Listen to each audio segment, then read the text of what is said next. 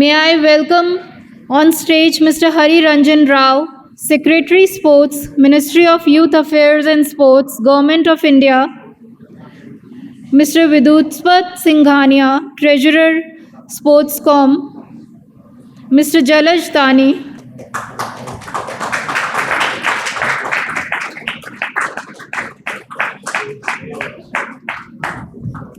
May I request Mr. Jalaj, Dani to welcome Mr. Hari Ranjan Rao.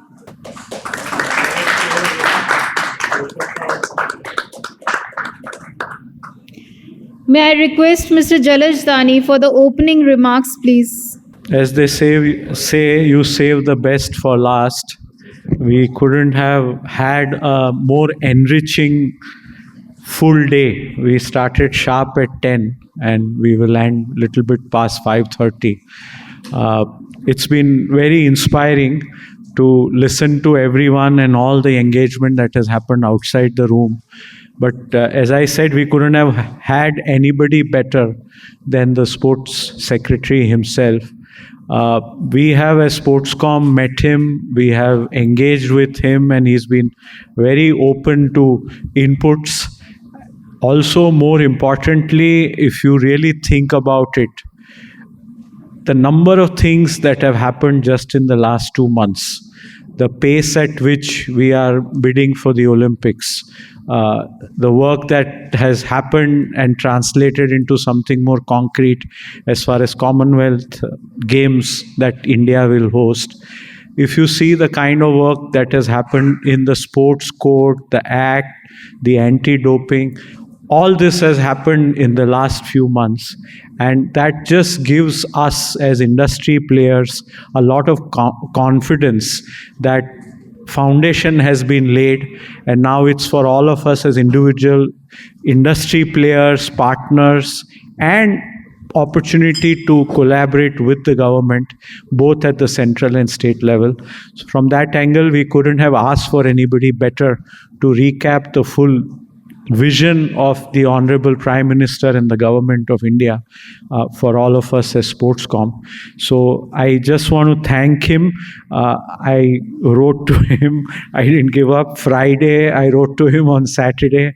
And finally he said, and we can imagine with gaming and many other things that are going on just now, I'm sure there are many other priorities, but he is here and happy to listen to him. That's all I would say. Thank you, sir.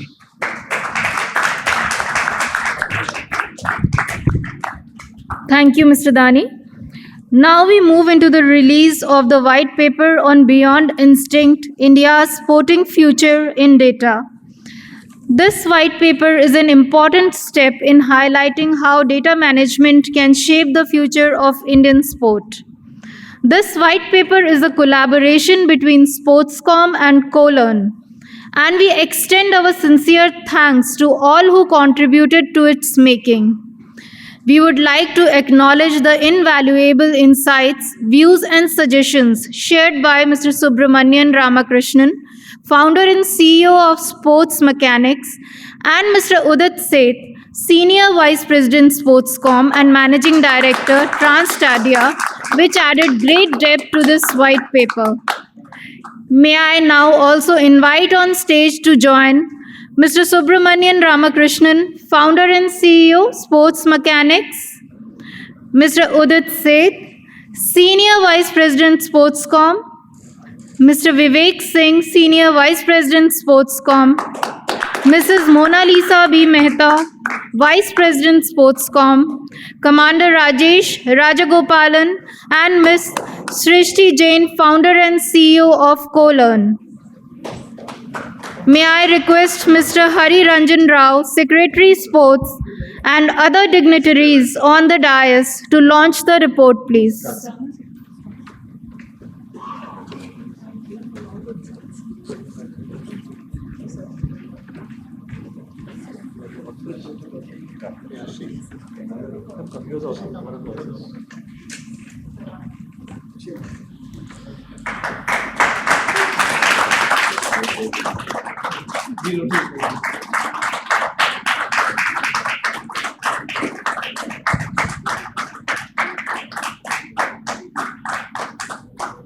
May I now invite Mr. Hari Ranjan Rao, Secretary Sports, Ministry of Youth Affairs and Sports, Government of India, for the keynote address, please.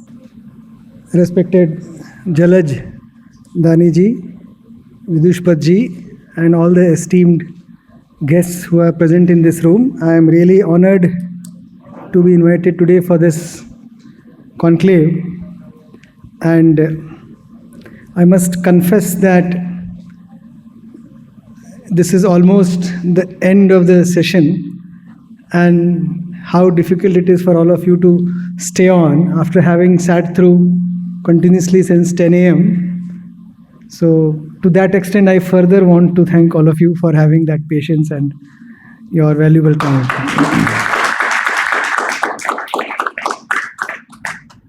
I had met the team from Sportscom around 10-15 days back in the Sports Authority of India office, and it was a very pleasant meeting because I got to know of the sector in a very big way, and also about the work that Sportscom is doing, and also the kind of future that I foresee for this sector in the country. So we have a very, very interesting and long way to go, but certainly interesting in the coming days. I am a novice in this room. I guess except me, everybody else is more experienced because I have only spent 3.5 months in sports ministry, and you can say in sports in general. So I have not been a traditional sports person to claim for. If somebody had asked for classical music, perhaps I would have still said yes, but sports, certainly not. But that does not mean that therefore I take this assignment or responsibility with any less importance, because having come here, I have already decided to do the deep dive and take my plunge, and I'm definitely enjoying it. There are so many things to talk about, but as I said, starting 10 o'clock, this is not the time to absorb anything new. Unfortunately, I could not pick up a couple of good jokes on sports, otherwise I would have started my speech with that, but I was continuously busy in meetings in office, so didn't get time. Even ChatGPT did not help me timely, so it's all right. I only wanted to say a few things. The kind of energy, kind of enthusiasm, kind of, I would say, fire in the belly that I see when I visit various centers in the country, seeing the athletes sweating it out, I feel very, very happy, and I feel that that is where the future lies. All of us sitting in this room are here actually for them to succeed. So it will help us immensely if we always keep it in mind that it is the athlete and of course their coaches who need to succeed, and all of us have to put our heads down and ensure that they succeed for the pride of the nation. I have visited almost 7-8 centers in last 3 months. Very extensively I have visited places. I have spoken to the sports science faculties, I have spoken to the coaches, I have spoken to the athletes, I have spoken to the other support staff, and also the sports administrators in charge of various SAI centers, and I have also visited quite a few number of good private academies. And my conclusions are few. One is that something is happening in India today which everybody feels optimistic about in the sports sector. I mean, people start giving some explanation, but I can see that everybody is not able to describe it. Ultimately, it is like an elephant in a room, which 7 people are looking at it from a different angle, but that sense of optimism is visible, which gives me a lot of hope and a lot of aspirations to ask for. The second thing which I noticed in these visits was that almost everyone understands that the future of medal tally is very, very dependent on sports science and sports technology. The conventional methodology of train, does not yield results, because beyond a point, it is something else beyond training which gives results. Good news is that this is now understood by people on the ground who are actually training. But the bad news is that they are still looking for that support, which I think is not available in full measure as they deserve. This is where we have a role to play. And the third point which I wanted to share with all of you is that the argument that we are a very populous country, world's most populous nation with 1.4 billion people, why can't we produce so many medals? This can be a very nebulous, general kind of an argument. But if you start visiting the centers, if you start spending time with athletes, you realize that each athlete is unique. And to compare that athlete with 1.4 billion people and every time keep giving this argument, कितने बड़े country में हम medals नहीं ला पा रहे हैं. So we need to not work on 1.4 billion people. We need to work on athletes who are going to get us medals. Now the problem is the bench strength.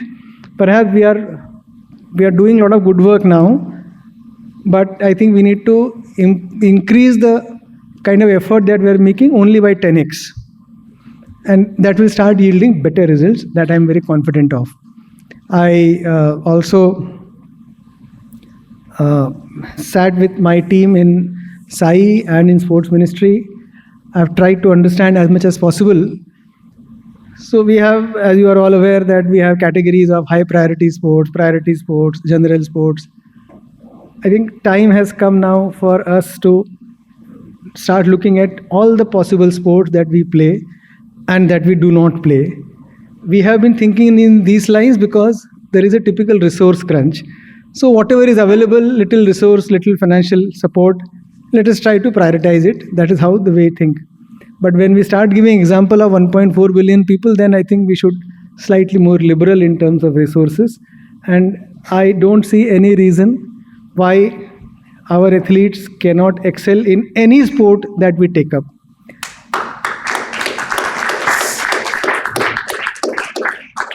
The day I joined this ministry, within a week, I visited Bihar for Khelo India Youth Games. For the first time, they took me to a hall where young athletes, boys and girls, one after another, they were playing their final matches of a game which I had never heard the name of, Sepak Takra. I hope I spelled it correctly. But the intensity with which those athletes were playing, and then later on I was told that our team, young boys and girls, are doing very well. Then they took me to rugby final matches of both boys and girls. Again, a game which most of us have only heard of as an American game, but not very few play. But those girls from rural hinterland of Bihar were playing with such grit and passion that it was really a scene to be believing.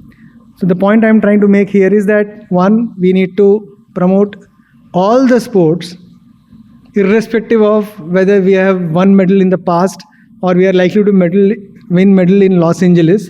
But we need to start somewhere for every sport. That is one. Two, we'll have to start working in the field of technology, sports science in a rather very big way. How we are going to do it is something which I am still working on. I'm on my drawing board. Every day I visit my drawing board and make some corrections. But we will do it. We'll do it in a very quick manner.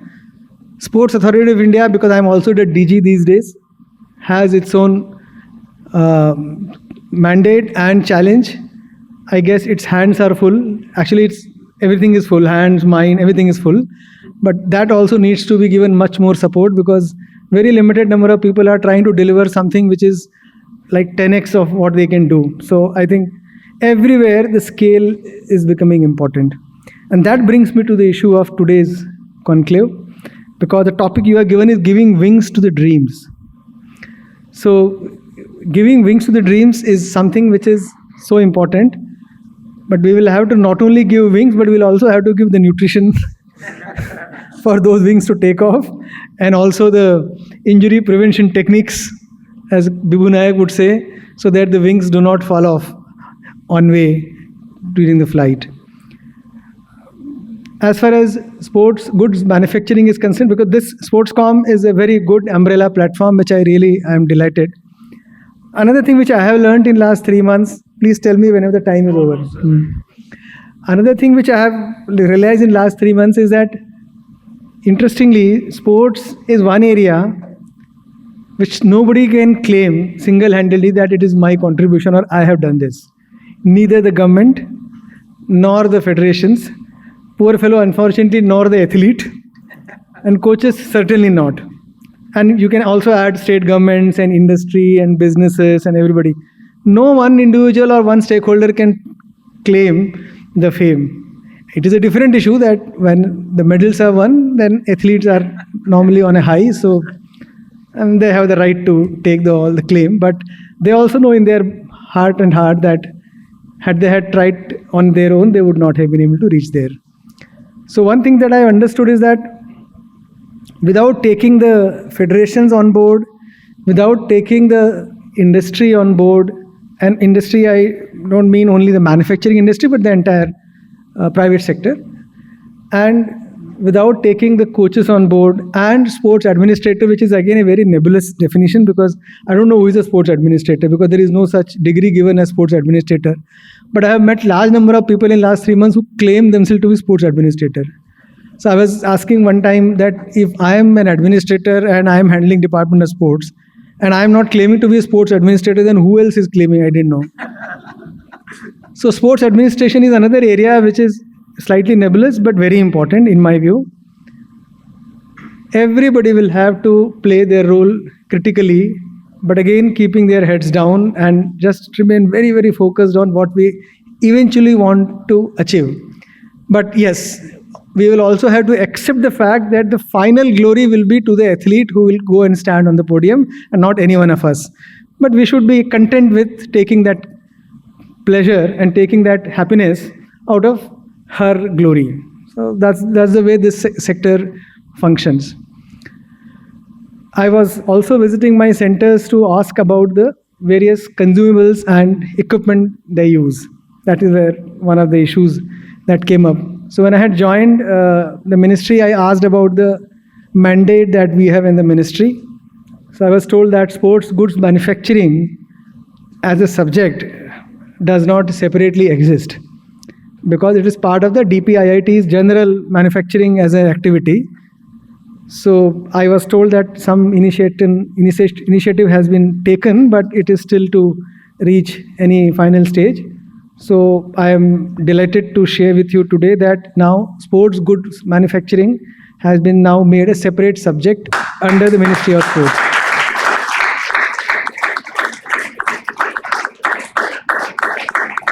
It has been approved. I guess notification would be happening today or tomorrow or maybe in next 2-3 days, but it's been approved. So that will now give a mandate and responsibility to the sports ministry to start working in the field of sports goods manufacturing. So we are trying to run ahead of time. So we decided to hold this workshop on 30th on sports goods manufacturing without having that notification in place. So I'm now keeping my fingers crossed that before 30th at least notification should be issued. But even if it doesn't, that doesn't matter. It will come in its own way. Why it is important for us to talk about sports goods manufacturing in India is that too many people and too many things are at stake. And the classic example is I was reading a small news article 3 days back about the food preferences that our Chinese neighbors have changed. So now they are eating more pork than ducks. And therefore, the world over now, the shuttlecock has suddenly become very expensive. Badminton is again played quite a bit in India, even in smallest of the towns. But shuttlecock is always a very expensive consumable, especially the feather ones. Of course, we have all kinds of substitutes, plastic and all, but you ask any good player, he'll say, no, feather wala hona chahiye. But that's very expensive.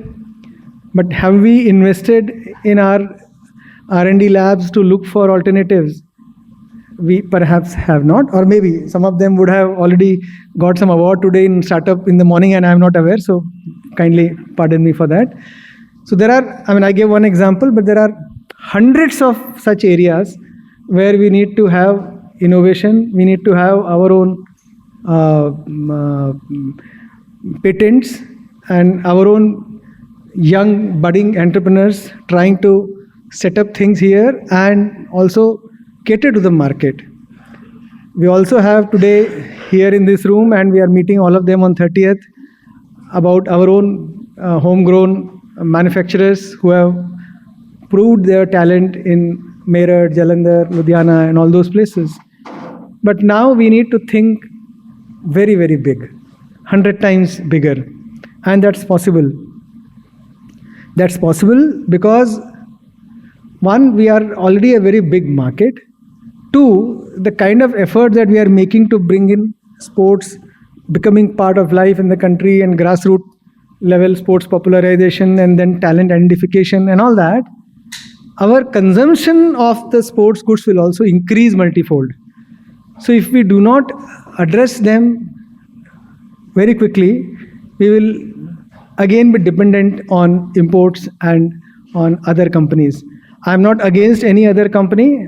Every company is welcome. And I will be happier if all the world's leading manufacturers of all sport goods come and manufacture in India and export from India also.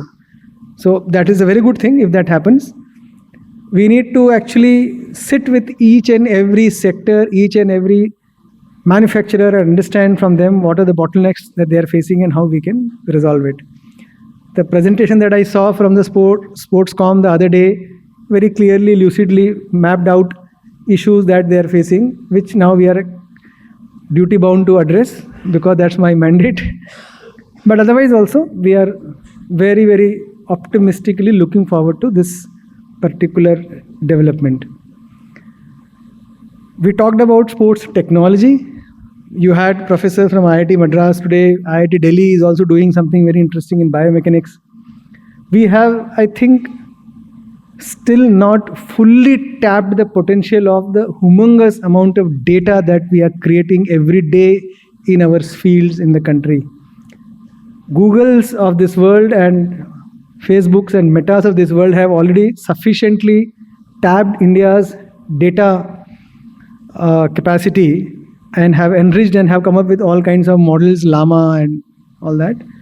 But I think sports science and sports technology, we have still not been able to fully unleash the potential of data. And the data is already there, it's getting created, just that we are not recording it. And even if we are recording it, we are not collating it and we are not monetizing it. Monetizing not in sense of money, but in terms of using that data for the development of technology. So that's an area where we again have a long way to go, but we will start right away.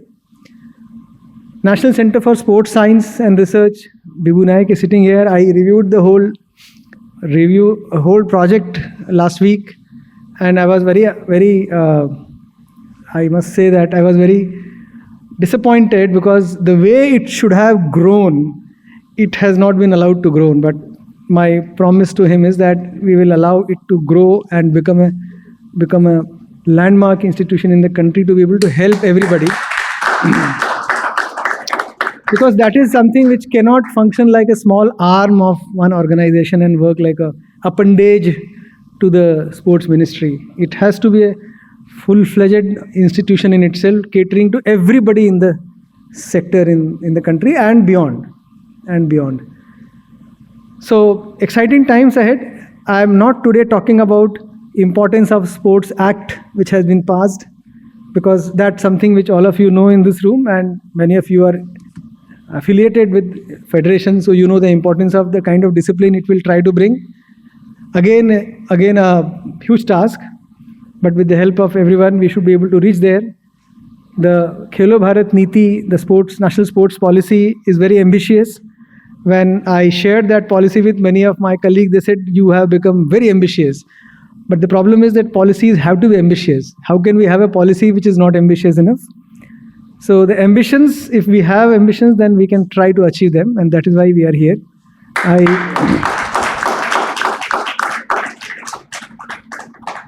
I normally do not have uh, a record of giving a good speech. So I don't want to give false promises. I don't want to also say things which may not be possible to deliver.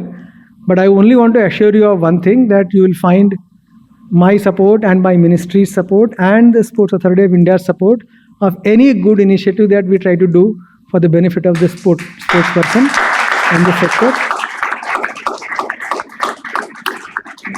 I think the only challenge that has been is that, one, this sector has not got the kind of attention it deserves at a national scale. That we will try, and we must achieve that. Two, this also requires lot of investment, not only in terms of money, but also in terms of trained manpower and in terms of people with innovative ideas. So, as I said, an athlete alone trying to achieve will be quite at the mercy of the people surrounding that athlete. And I think all of us, therefore, have a very important critical role to play. Let us see that how we perform in the next 2-3 major events that are lined up next year: Commonwealth, Asiad, and hopefully we'll also get Commonwealth for 2030, which we are going to bid for. And of course, coming days we want to host Olympics also. But all that will depend on how do we start performing in these events. But just saying that we want to get more medals will not get it. We will have to work on large number of things, and they're all small effort that will have to be made cumulatively, which will have a very big impact. And next time when we meet, maybe I can give you a good presentation as to what all we are supposed to be doing and what we are doing. But today, I'm still a learner. So this time I'll learn. Next time I will come and I'll give you a lecture. Thank you very much.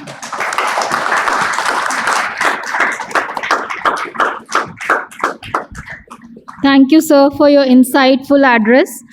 May I request Mr. Vidushpat Singhania for the concluding remarks, please? I know it's been a long day, and thank you so much for putting up with us. Mr. Ranjan Rao, sir, Secretary, Ministry of Youth Affairs and Sports. Mr. Jalaj Dani, sir, President, Sportscom. Distinguished guests and friends. Hari, sir, started with the aspect that he is a connoisseur of classical music. Now, he's also said that sports has a multifaceted diaspora, and each of it is like an individual musician.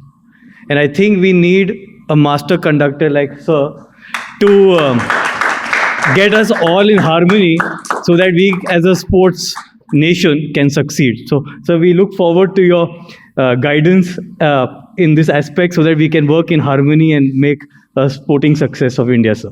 Thank you so much, sir. As we draw to the conclusion of this conclave, I am filled with optimism and renewed conviction about the bright future of India's sporting ecosystem. Today's discussions have been more than an exchange of ideas. They have been a celebration of innovation, passion, and entrepreneurial spirit that drives sporting startups. We have heard powerful insights on harnessing technology and AI in sports performance, creating investment-ready enterprises, and enabling global competitiveness of Indian sports. This conclave, more importantly, has been a true meeting of minds. Policymakers, investors, industry leaders, visionary entrepreneurs coming together to chart a path for India's emergence as a global hub for sports innovation. On behalf of Sportscom, I extend my heartfelt gratitude to Secretary Sir for his inspiring vision and unwavering support for India's sports and startup ecosystem, for enriching today's dialogue with actionable ideas. Thank you so much, sir, for encouraging us today with your kind presence and insightful thoughts that will drive this movement forward. Our esteemed panelists, speakers, and experts for bringing a wealth of insights and practical strategies to the table. Our organizing team led by Kavita ma'am, partners and associates whose dedication have made this conclave a success. I know Rishi and Udit have been putting so much time in this, so thank you so much for putting this together. This has been under discussion for such a long time. Finally, we're making this happen. As we leave today, let us take forward this collective momentum. Let us champion sports entrepreneurship, empower young innovators, and ensure that India not only produces world-class athletes, but also world-class sporting enterprises. Together, we can give wings to dreams and transform India's sports sector into a global powerhouse. Thank you, and see you at the next edition of this conclave with even greater success stories to celebrate, and hopefully some investments or to our startups who will then probably come and talk about how they've achieved the next stage of their growth. Thank you so much.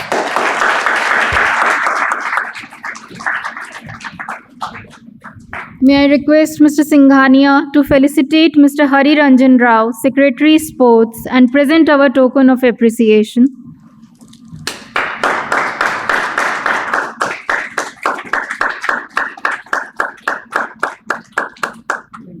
A sincere thanks to all the esteemed panelists. With this, we come to the close of the first edition of Sportscom, Giving Wings to the Dreams Conclave 2025. As we conclude today's event, I would like to extend my sincere thanks to all of you for your presence and active engagement. Thank you and have a great evening.